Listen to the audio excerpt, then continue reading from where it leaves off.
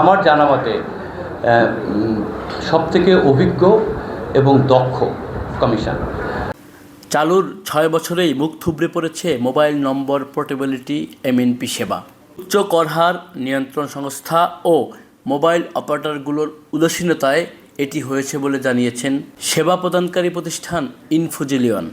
প্রতিষ্ঠানটি বলছে, উচ্চ সিমকর মোবাইল অপারেটরগুলোর অসহযোগিতায় সেবা গ্রহণের হার কমেছে 97% এবং বিটিআরসির বিধিনিষেধের কারণে প্রচারণা চালানো যাচ্ছে না। এতে করে জনগণ এই সেবাটি সম্পর্কে জানতেও পারছে না। সম্প্রতি রাজধানীর রাওয়া ক্লাবে টিআরএনবি আয়োজিত কর্মশালায় এসব তথ্য তুলে ধরেন এমএনপি অপারেটর।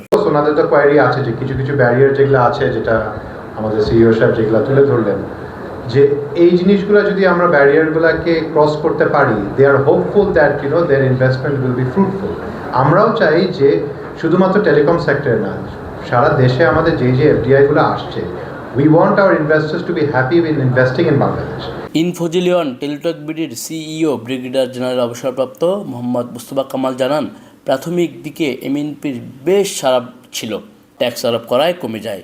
বর্তমানে যে সিম ট্যাক্স অনেক বেশি, যেটা আন্তর্জাতিক প্র্যাকটিস না। বিটিআরসির বর্তমান কমিশন দক্ষ এবং অভিজ্ঞ উল্লেখ করে এই সিইও বলেন, গ্রাহকদের স্বার্থ বিবেচনা করে কমিশন এমএনপিকে সুদৃষ্টি দেখবে। আপনি মেহমান দাওয়াত দিলেন বাড়িতে, কিন্তু মেহমানদারি করার জন্য আপনি রেডি না বা যে আনুষঙ্গিক সে না, তাহলে কি মেহমানদারি হবে না। সো প্রথম প্রশ্ন হলো, ডেফিনেটলি এটা প্রচারণা করলে মানুষ জানলে অবশ্যই এই সার্ভিসটা নেওয়ার জন্য আগ্রহী হবে। এবং তার জন্য এমএনপি গাইডলাইন ডিরেক্টিভে ক্লিয়ারলি বলা আছে, মোবাইল অপারেটর এবং রেগুলেটর তাদেরই দায়িত্ব এই প্রচারণাটা করা, এবং ওখানে শ্যাল শব্দটা উচ্চারণ আছে, আমি বলেছিলাম। সো কিন্তু রেগুলেটর তো সেখানে একটা বার দিয়ে রেখেছে, ওয়ারাস রেগুলেটরে এটা উচিত মানুষকে জানানো, ঠিক আছে। আর আগের যেটা বললাম যে এছাড়া পাশাপাশি যে ব্যারিয়ারগুলো আছে, সেই ব্যারিয়ারগুলো তুলে দিতে হবে। টিআরএনবির এই কর্মশালায় সভাপতি সমীর কুমার দে, সাধারণ সম্পাদক মাসুদুজ্জামান রবিন সময় বক্তব্য দেন। এদিকে 2018 সালের অক্টোবরে এমএনপি সেবা চালু হয়। এটি এমন এক পদ্ধতি যেখানে গ্রাহক মোবাইল নম্বর ঠিক রেখে অপারেটর বদলের সুযোগ পায়। এমএনপির মূলত চ্যালেঞ্জ হলো রেগুলেটরি কিছু ব্যারিয়ার্স।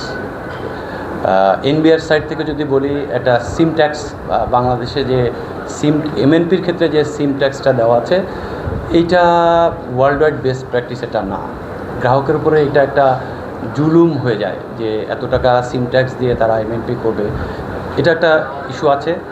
সেকেন্ড ইস্যু হলো যে মোবাইল অপারেটররা যে এমএনপিকে ইনসেন্টিভাইজ করতে পারে না। ওয়ার্ল্ড ওয়াইড প্র্যাকটিস কিন্তু মোবাইল অপারেটরই এটাকে গ্রাহক পর্যায়ে নিয়ে যায়, মানুষকে ইনসেন্টিভ দেয় যাতে করে তারা এমএনপি করে। আনফর্চুনেটলি 2018 সালে বিটিআরসি থেকে একটা চিঠি দিয়ে সেটা বার করে দেওয়া আছে। তো এটা ইন্টারন্যাশনাল বেস্ট প্র্যাকটিসের বাইরে। এছাড়াও আছে আপনার সিএলআই, একটা লোক যখন এমএনপি করে যায় তখন সে মাস্কিংটা পাচ্ছে না এসএমএস থেকে। These are the 3 major barrier, যে কারণে মানুষ এই সেবাটা নিতে পারছে না। কর্মশালায় আন্তর্জাতিক এসএমএস আদান প্রদান নীতিমালার প্রণয়নের দাবি তোলা হয়। বলা হয়, এই নীতিমালা হলে সরকারের রাজস্ব আয় বাড়বে। ইনফোজিলিয়নের ব্যবস্থাপনা পরিচালক মাবরুর হোসাইন বলেন, গ্রাহকদের স্বাধীনতা নিশ্চিত করতে আমরা কাজ করছি, কিন্তু নানা বিধিনিষেধে সেই স্বাধীনতা বাধাগ্রস্ত হচ্ছে। বাধাগুলো দূর করা গেলে সরকারের রাজস্ব বাড়বে, পাশাপাশি গ্রাহক পাবে মানসম্মত সেবা। বর্তমানে দেশের 4 মোবাইল অপারেটরের গ্রাহক সংখ্যা 18 কোটি 65 লাখ।